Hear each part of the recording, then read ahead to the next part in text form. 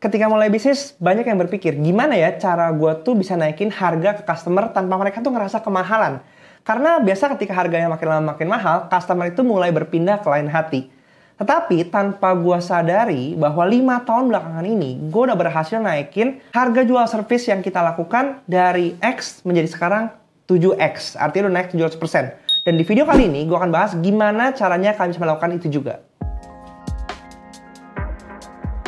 Hai guys, balik lagi sama gue William Sudana. Buat kalian bertemu ke channel ini, setiap Senin, Rabu, dan Jumat, gue selalu bagi konten seputar bagaimana cara kalian bisa menghasilkan uang di internet. Karena gue percaya, semua pasti bisa karena terbiasa. Mau itu bukan nama sosial media, konten, bisnis, ataupun trading di capital market, semuanya akan gue bahas di sini. Jadi kalau kalian ngerasa butuh, silahkan di-subscribe aja karena gratis. Beberapa hari yang lalu, waktu main di Bali, gue sempat ngobrol sama partner gue dan kita ngeliat, wow, ternyata kita udah berhasil naikin pricing kita dari yang dulunya X untuk service ini, sekarang udah naik 7 kali. Dan customer pun gak ngerasa harganya itu mahal. Justru mereka malah willing to pay. Padahal banyak mungkin teman-teman yang punya bisnis juga, tapi kesulitan banget untuk naikin harga, atau bahkan gak berani untuk naikin harga. Apa yang kita lakukan ini ternyata membuahkan buah yang positif, di mana pandemi kemarin sama sekali membuat kita itu gak panik, karena kita gak harus suffering dan juga gak harus mengalami banyak pemotongan, layoff segala macam, semuanya berjalan dengan lancar dengan kita terus memberikan service yang terbaik buat klien-klien kita.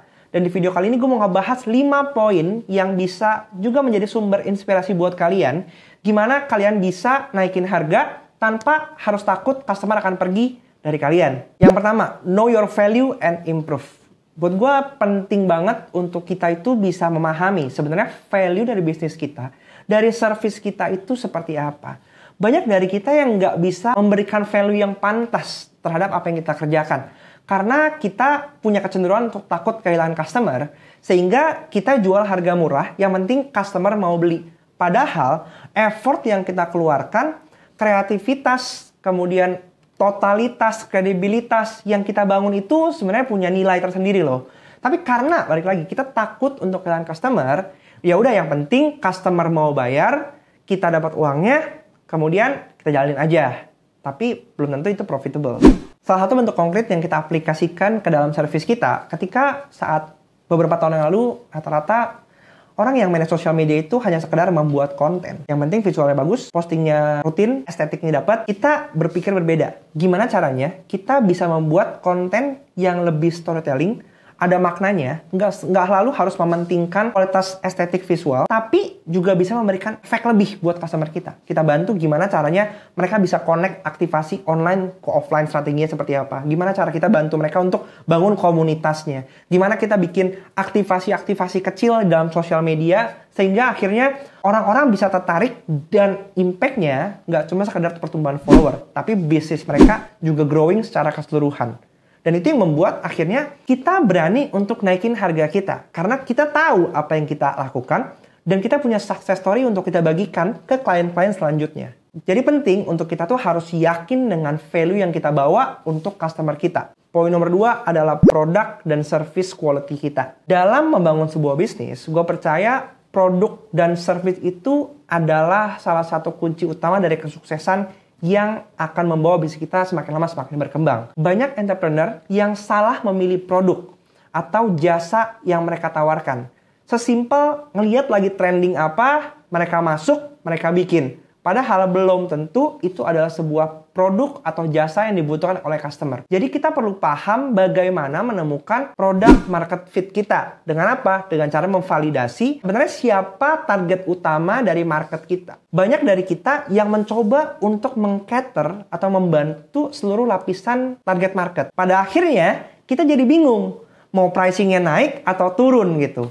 Justru ketika kita bisa menentukan satu market niche yang segmented, yang mungkin lebih kecil, tetapi mereka tuh benar-benar butuh produk kita. Itu yang akan menjadi kunci keberhasilan kita. Karena gue yakin setiap produk dan setiap jasa itu pasti akan ada marketnya masing-masing.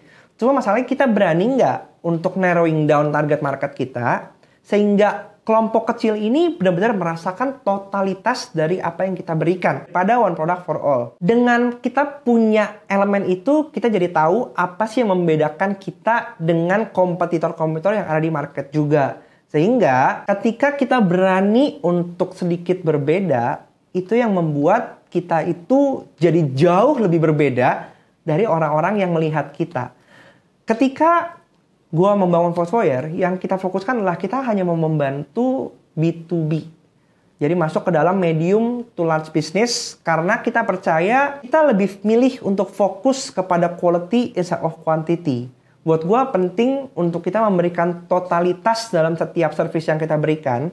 Karena kalau misalnya kita kejar quantity, akhirnya itu akan membuat kita jadi kelabakan sendiri. Sehingga service yang kita berikan itu jadi nggak bisa total. Jadi gue lebih fokus quality over quantity. Dari konsep quality over quantity ini, kita masuk ke dalam poin ketiga, di mana gue sangat percaya dengan konsep pay it forward. Ketika kita mau memulai bisnis, dalam setiap perjalanan karir kita, gue percaya kita perlu berinvestasi dulu kepada orang lain. Artinya kita harus berani untuk memberikan sebelum kita meminta. Ya, ini konsep yang menurut gue penting banget karena ketika di awal-awal kita udah minta lebih, minta ekstra, sedangkan kita nggak punya bukti bahwa kita mampu melakukan lebih, nggak ada orang yang akan mau bayar. Justru ketika kita selalu mempunyai mindset over deliver, apa yang kita janjikan, kita berikan 10% lebih banyak, 20% lebih banyak. Gue percaya, orang yang menerima manfaatnya akan merasa mereka ini worth it banget gitu. Gue bayar segini, gue dapatnya ekstra. Dan extra value ini yang akan membantu kita untuk mendapatkan word of mouth marketing, referral. Satu pengalaman baik akan menyebar ke mulut-mulut lainnya lagi, dan itu yang akhirnya menjadikan bisnis kita bisa bertumbuh. Karena pengalaman baik itu yang akan membangun reputasi dan kredibilitas kita. Sama halnya ketika kamu mau menjadi content creator gitu ya. Kamu dari awal udah sangat hitung-hitungan terhadap apa yang mau saya post. Kalau misalnya saya promosiin ini nanti kan enak dong brandnya. Dia dapat exposure sedangkan dia aja nggak bayar saya. Tapi gini loh, ketika kita punya mindset seperti itu, siapa yang mau investasi ke kita? Karena di awal aja kita udah banyak hitung-hitungan.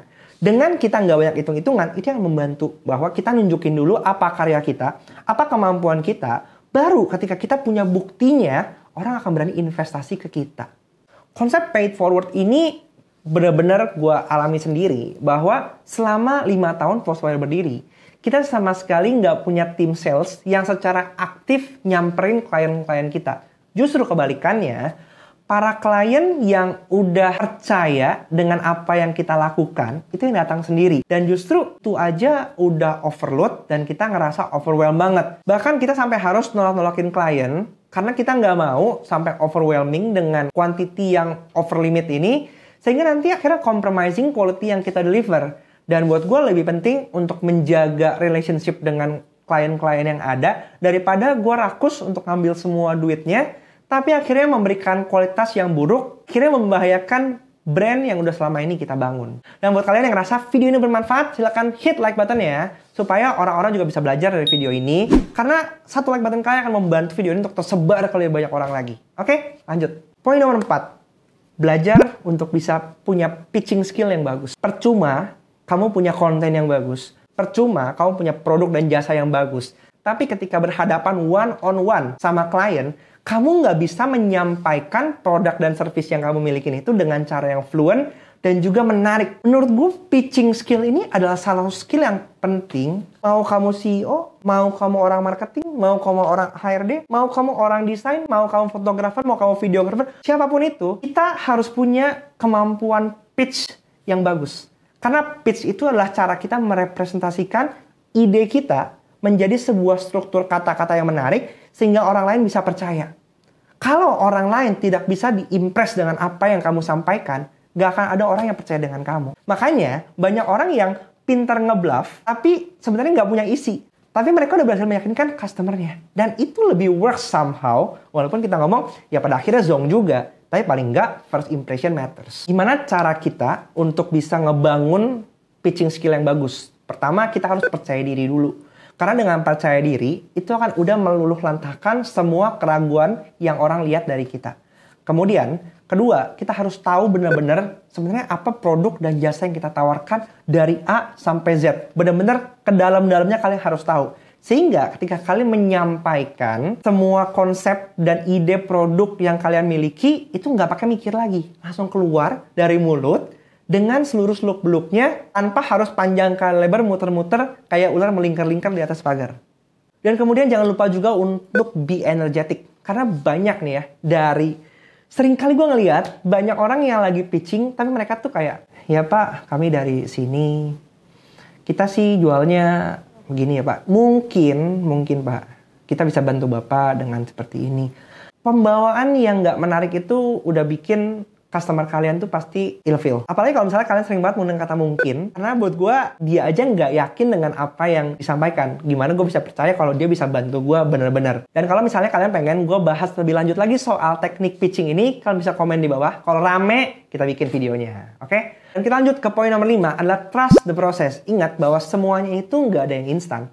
Kalau kita berpikir bahwa gimana caranya bisa dapat results yang instan secepat mungkin, itu adalah titik di mana kalian akan gagal. Karena semua itu butuh waktu. Dari poin 1, 2, 3, 4, itu butuh waktu. Gak bisa dicapai dalam waktu yang singkat. Karena dengan kalian belajar untuk coba, kemudian kalian gagal, kemudian kalian coba lagi, kalian jadi tahu mana hal dan strategi yang paling tepat untuk kalian. Membangun bisnis, membangun reputasi, itu semua adalah proses seni. Bahwa gak ada satu formula yang bisa kalian langsung copy-paste untuk bisa kalian ikuti. Semuanya punya caranya masing-masing. Dan hanya kalian yang bisa menentukan mana cara yang paling tepat untuk diri kalian sendiri. To be honest, gue started the business itu tanpa punya latar belakang ilmu dan experience di social media. Semuanya itu gue pelajari sendiri secara otodidak sambil dilakukan dalam kehidupan sehari-hari. Tetapi gue yakin bahwa dengan perkembangan internet dan teknologi ini udah membantu kita untuk bisa belajar berbagai macam hal yang kita belum tahu. Dengan kita banyak latihan, kita banyak trial and error, dan kita nggak takut, itu yang akhirnya bisa membuat Volkswagen bisa sampai sekarang. Kita bisa stand still, ada pandemi pun kita nggak kena badai, tapi klien-klien pun terus percaya dengan apa yang kita lakukan, karena kita nggak pernah takut gagal. Buat gue, gagal itu adalah proses pembelajaran. Kalau misalnya dalam project yang kita handle itu gagal, kita siap untuk memberikan kompensasi buat klien kita. Karena balik lagi ya, itu tanggung jawab kita untuk maximizing the result, optimizing the result, sehingga semua orang yang udah bekerja sama dengan kita itu akan tetap berujung happy. Segitu aja 5 tips yang bisa gue bagikan buat kalian. Kalau misalnya ada dari 5 tips tersebut yang benar-benar relate sama kalian, silahkan komen di bawah. Mungkin ceritain juga pengalaman kalian kayak gimana. Karena gue akan juga bisa belajar dari pengalaman dan cerita-cerita kalian. Dan kalau misalnya ada topik request, silahkan tulis juga di bawah. Jangan lupa untuk subscribe dan like. Sebarin video ini ke teman-teman kalian yang masih bingung gimana caranya naikin harga bisnis mereka. Dan sampai jumpa di video selanjutnya. Semua pasti bisa karena terbiasa. Bye.